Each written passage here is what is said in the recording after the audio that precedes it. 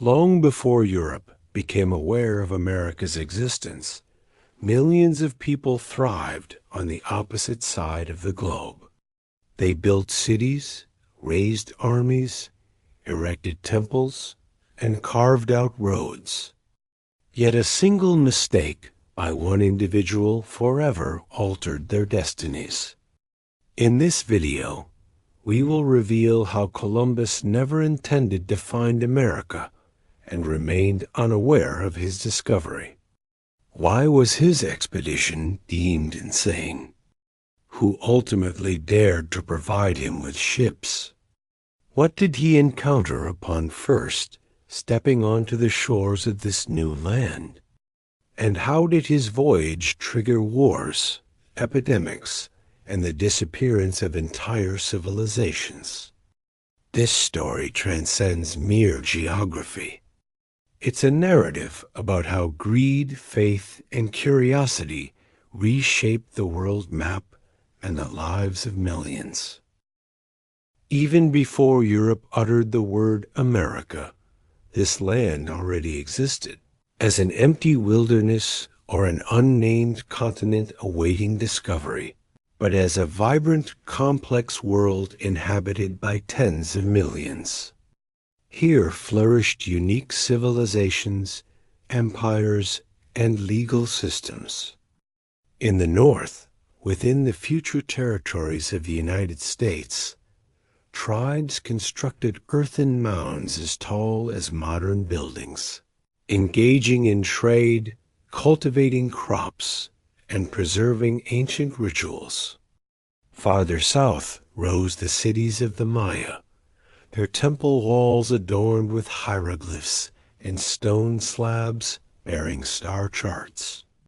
On the plateaus of Mexico, the Aztec Empire thrived with bustling markets where thousands gathered daily.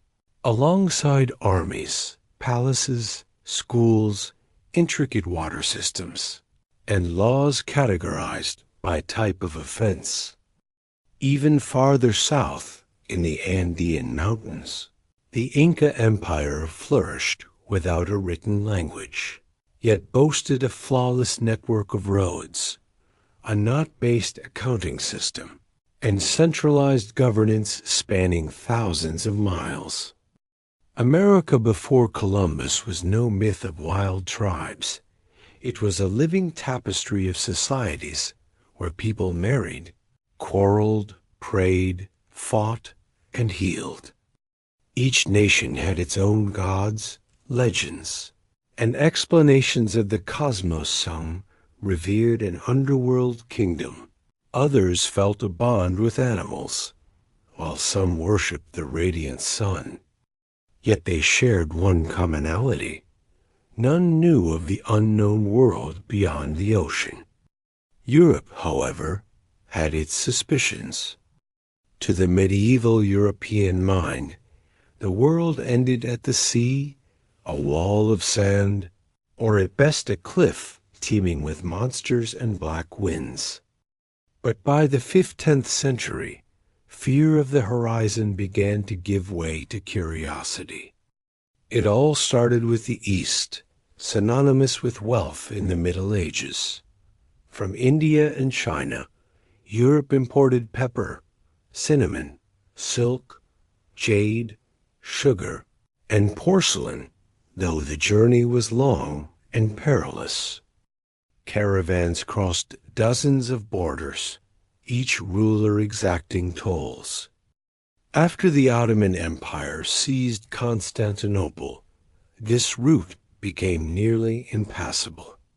The Portuguese, obsessed with circumnavigating Africa, spent decades charting its coastline, establishing trading posts and pushing southward, hoping to eventually turn east toward India by sea.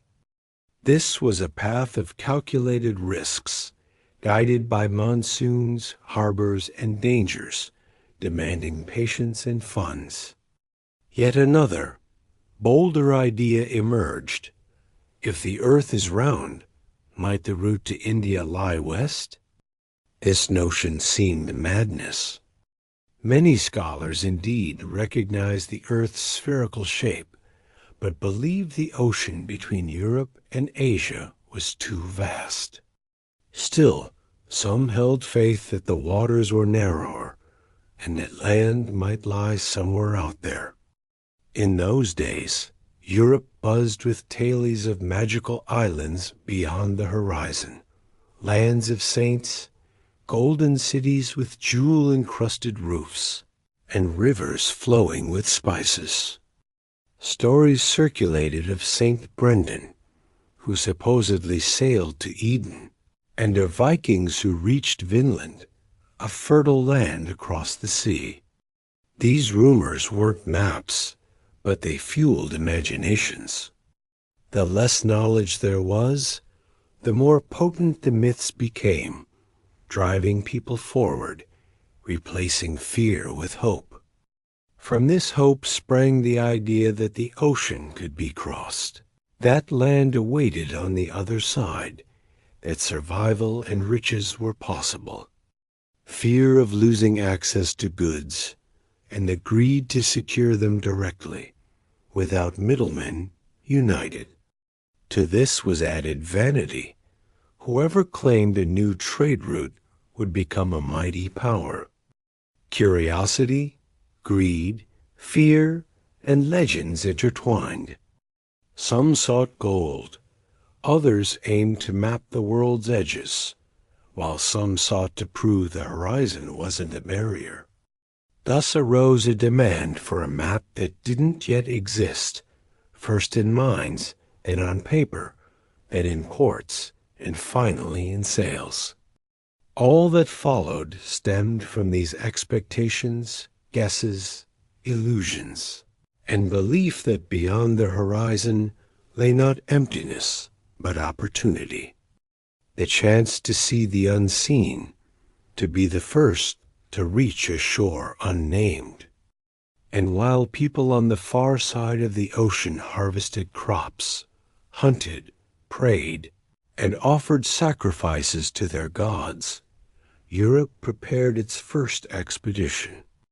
These worlds were still strangers to each other, but their collision would soon transform them both. By the late 15th century, Europe stood on the brink of a new era. In Spain, the Reconquista concluded as the last Moorish stronghold, Granada, fell. Catholic monarchs, Isabella of Castile and Ferdinand of Aragon, unified the nation, replenished the treasury, and turned their thoughts to the future. That same year, a man reappeared at the Spanish court, having spent years trying to convince the rulers of the single idea: the route to India lay westward. His name was Christopher Columbus. Born in Genoa to a humble weaver's family, he took to the sea in his youth, worked as a merchant, studied maps, and drew his own navigation charts. Lacking formal education, but endowed with rare persistence, his plan rested on a miscalculation. He vastly underestimated the Earth's size and knew nothing of the continent between Europe and Asia. He believed that sailing west from Spain would lead to Asia's shores. Initially, he faced ridicule. Portugal, England, and France dismissed his proposal. Only in Spain did he find support. A monk named Juan Perez persuaded Queen Isabella to give Columbus another chance. She agreed, and a contract was signed. Columbus was granted the title of admiral, authority over future lands, and a share of the wealth he might find. Preparations began in May. 3 modest ships, Santa Maria, Pinta, and Nina, lay anchored in the port of Palos de la Frontera. They were small, lightly armored, and unsuited for long ocean voyages. Recruiting a crew was a struggle, rumors of emptiness, cliffs, monsters, and magnets pulling nails from planks terrified potential sailors. Eventually, a team assembled, mostly out of necessity. Some avoided prison, others were lured by promises of pardon or pay. The sailors didn't know their exact destination. They were told, to India. The map they followed was mere conjecture, untested by any before them. On the morning of August 3rd, 1492, the fleet set sail. The farewell was somber, no salutes, no songs, no belief in a return. First, they headed to the Canary Islands to restock and repair Pinta, whose rudder broke before departure. Then they ventured into the open ocean, a realm unknown. Weeks passed with an empty horizon, unchanging winds, and growing heat. The crew grew anxious, some marking days on walls, others pleading to turn back. Columbus kept a log, underreporting distances to sustain hope. Each night, they scanned the stars for signs, finding none. Occasionally, birds landed or seaweed floated by Columbus, called these hints of nearby land. One day, strange lightning flashed. Later, the compass wavered, sparking panic. Some whispered of an endless ocean, and even Columbus doubted silently.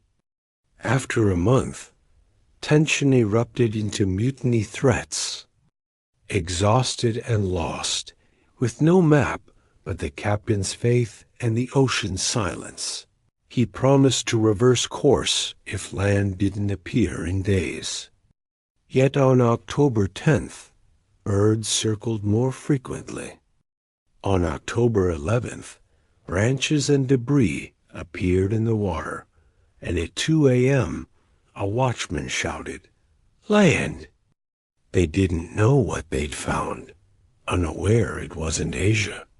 For them, it was the end of a journey. They had crossed seas absent from any map, now facing a shore that would forever change history. On the morning of October 12th, as the sun slowly rose, Columbus's 3 ships approached the shore of an unknown land. The watchman first spotted a shadow on the water, then the outlines of trees. Columbus ordered the boats lowered. Dressed in ceremonial attire, with the flag of Castile and a letter from the Queen, convinced he had reached Asia, he landed on one of the Bahamian islands, which he named Guanahani. He couldn't understand the local language, but that didn't deter him. He later wrote in his journal that the island was inhabited by gentle, unarmed people, easily submissive. That first day, he raised the Spanish flag, declaring the land the property of the Catholic monarchs, never asking the natives whose territory it was. He assumed he had arrived at lands destined for his claim. The locals came to the shore, lacking metal or conventional clothing, offering gifts, feathers, beads, food, not comprehending who these pale-skinned, iron-bearing strangers were, nor that their world was about to change. Columbus interpreted their gesture as submission and dubbed them Indians, believing he was an India misnomer that endured despite its geographical error. In the following days, the fleet moved from island to island, searching for gold.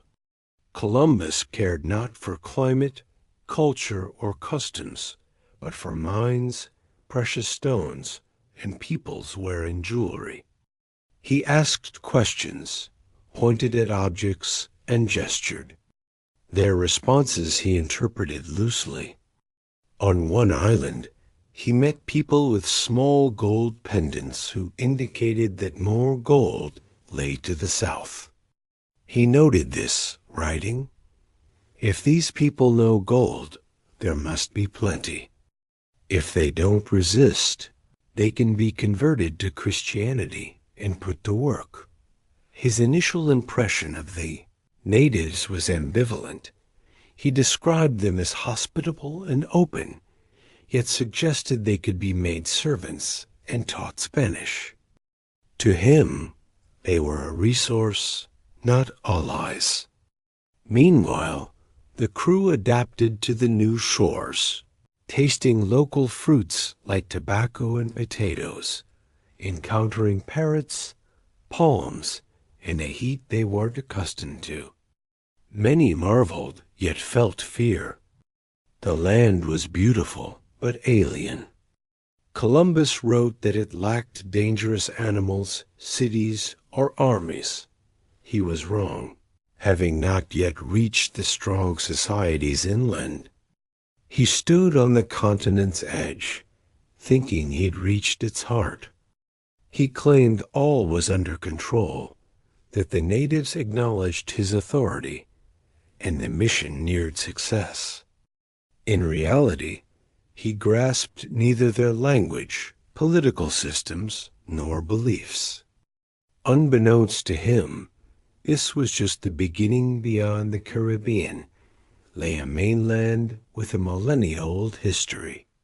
He didn't realize this world was far more complex than it appeared from the shore.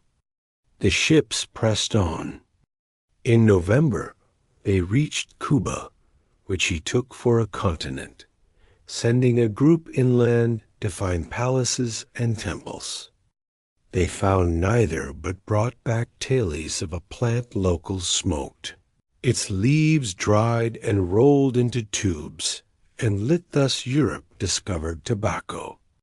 Then came Hispaniola, today shared by Haiti and the Dominican Republic, where Columbus decided to establish a settlement. As he watched, Santa Maria ran aground and broke apart. From its wreckage, they built a fort. Several dozen men stayed behind the first European colony in America. Columbus returned to Spain with a modest haul of gold, exotic items, and captured natives, proclaiming he'd found a route to India. In his letters, he described wondrous lands, kind people, and a grand mission. He didn't know his first steps laid the foundation for a long chain of invasions. He couldn't foresee that after initial gifts would come cannons, and after missionaries, soldiers. For these islands, this wasn't a discovery, but the start of an end. Returning to Spain in the spring of 1493, Columbus found himself at the center of attention. He was hailed as the man who opened a new route to India, though he never truly understood where he had been. His ship docked with cages, holding dark-skinned people with feathers in their hair. The holds carried baskets of corn, cotton, glittering stones, unusual fruits, vibrant parrots, but the gold pendants, few as they were, drew the most awe. The royal court welcomed him with honors, dubbing him Admiral of the Ocean Sea, listening to his tales with admiration. He reported discovering numerous islands, rich in nature and ripe for Christian conversion, insisting the gold there far exceeded what he brought. He swore that with more ships and men, he'd unlock inexhaustible treasures. Isabella and Ferdinand believed him, his promises aligning with their hopes of power, wealth, and glory, all within reach. They authorized a second expedition, but it differed vastly from the first. Where he once sailed with 3 humble ships, now he led a fleet of 17, with over 1,000 aboard craftsmen, soldiers, officials, priests. This was no longer an exploration, but a colonization.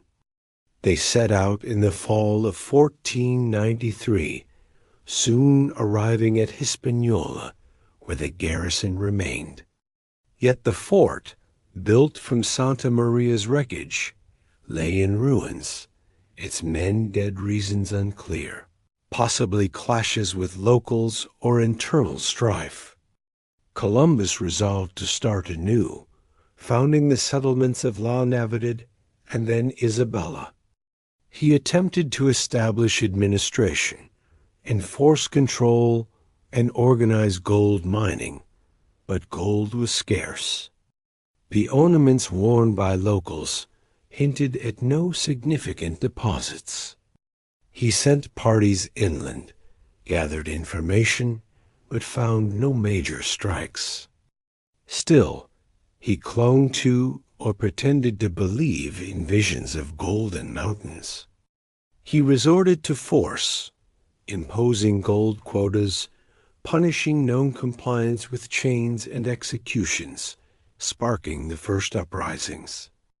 Meanwhile, Spain awaited results, expecting ships laden with riches.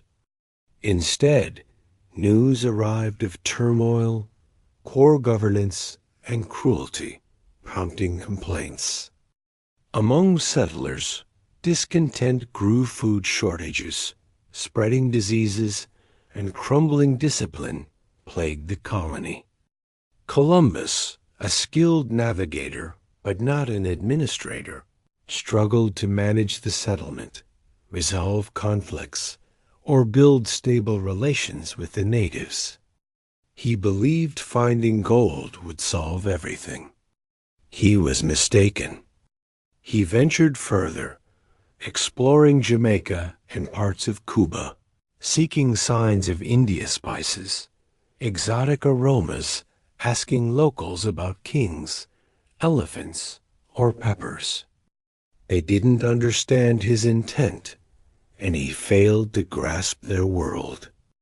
Despite the chaos, in 1496, he returned to Spain, this time without triumph. Rumors of brutality, reprisals, and failures trailed him. Though still received, the welcome was restrained, his reputation cracking. He pleaded for another chance, promising to find what wasn't there. His third expedition in 1498 led him to the shores of South America, at the Orinoco River's mouth.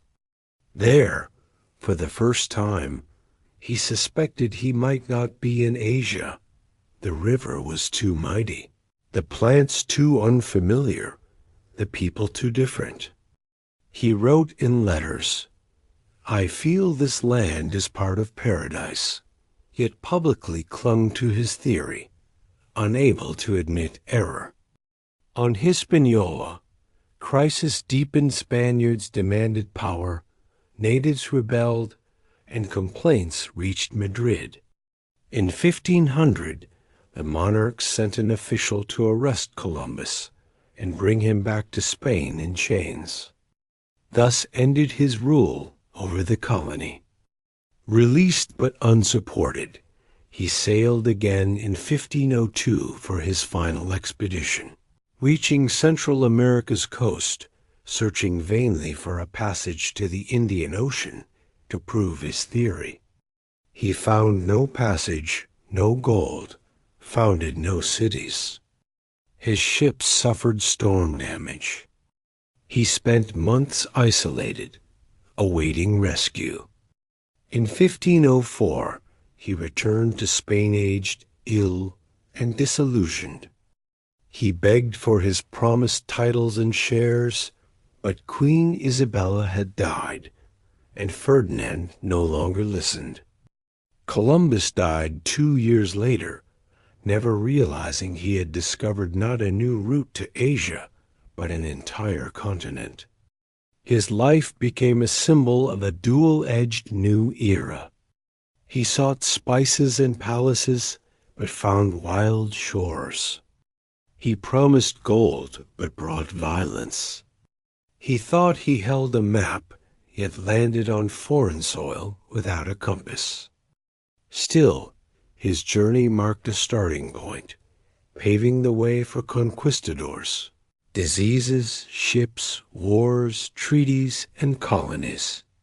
Yet the first to step onto this stage was a man who sought one thing, found another, and never understood what he had uncovered. The discovery of America was not merely a new entry in navigation logs, but a chain reaction no one anticipated. What began as a quest for a route to India transformed into a complete restructuring of the world. Geography shifted its outlines, maps were redrawn, and the very logic of history changed. After Columbus's return, a race ensued, following the Spanish, Portuguese, English, and French surged into the New World. Some carried royal decrees, others driven by personal greed. Some craved gold, others land, and still others souls. Each believed they had a right to their desires. Spain swiftly divided the world with Portugal through the Treaty of Tordesillas in 1494, assigning everything west of an imaginary line to Spain and east to Portugal, disregarding the native inhabitants.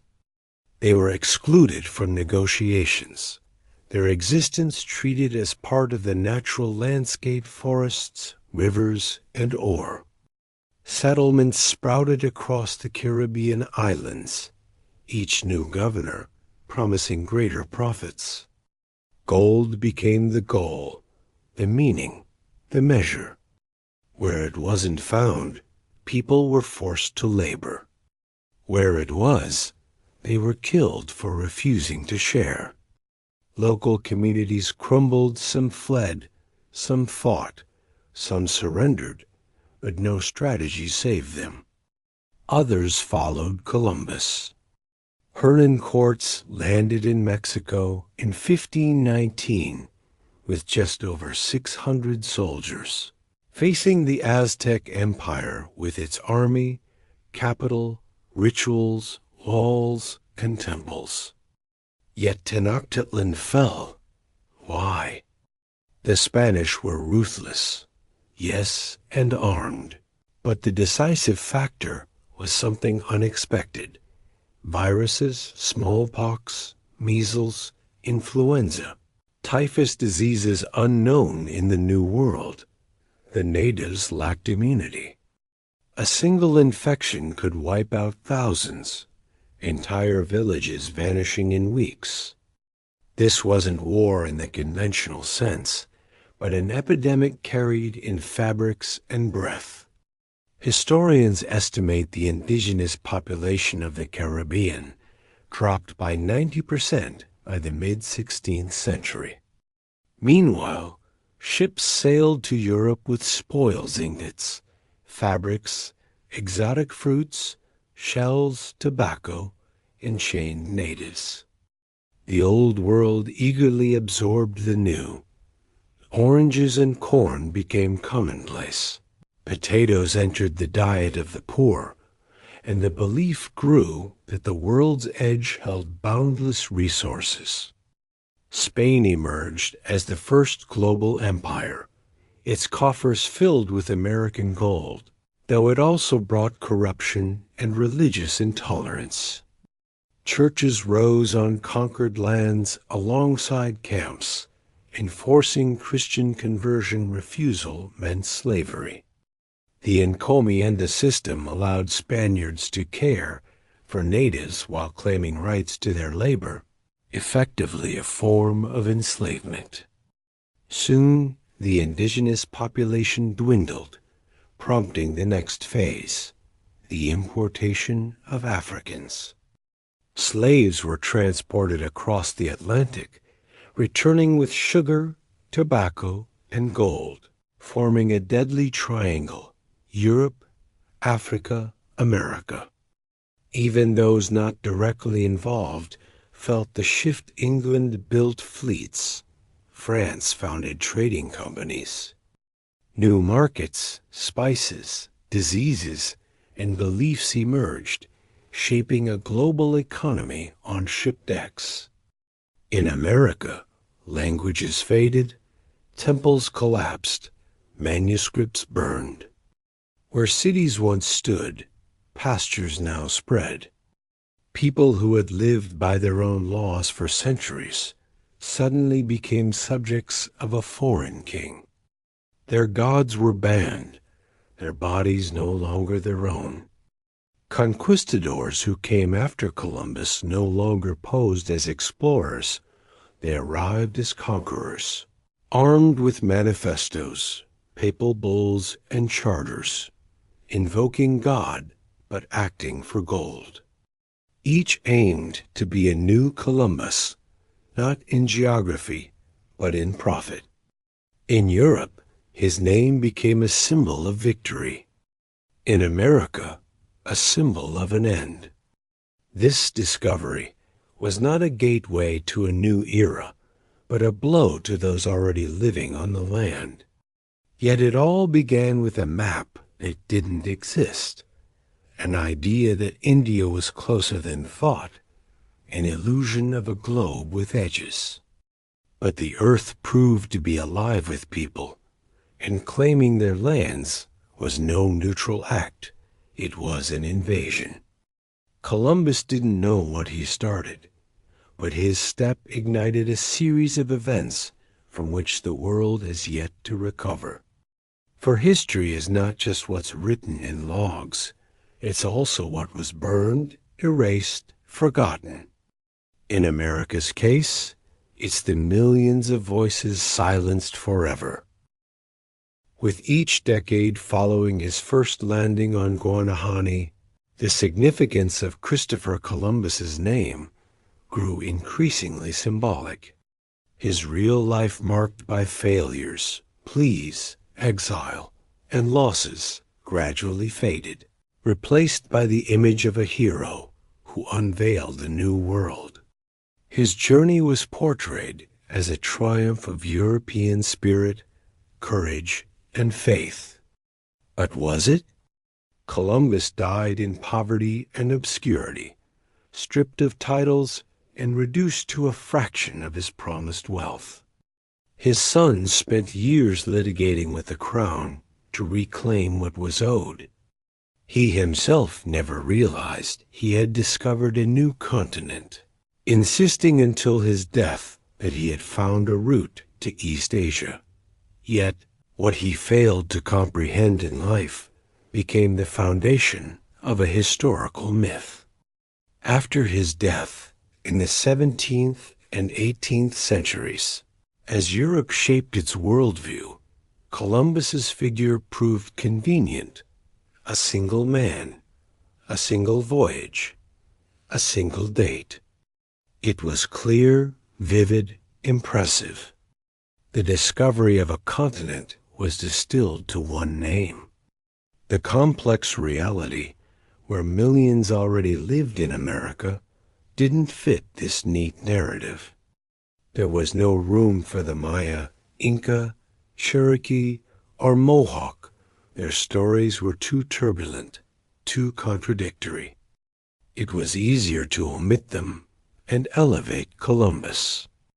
In 19th century American schools, he was presented as a founder with cities, states, and universities named in his honor.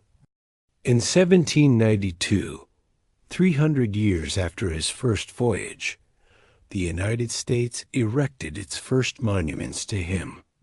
By the 20th century, Columbus Day became an official holiday. The fact that he didn't discover an empty land, but entered it without permission, went unmentioned.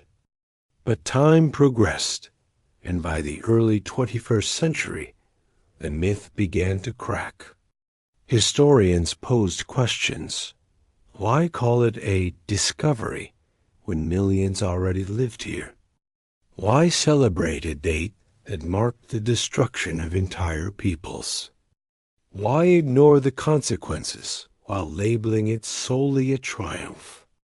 In Latin America, Columbus Day was renamed Indigenous Resistance Day in some countries, abolished in others, or replaced with a day of cultural diversity.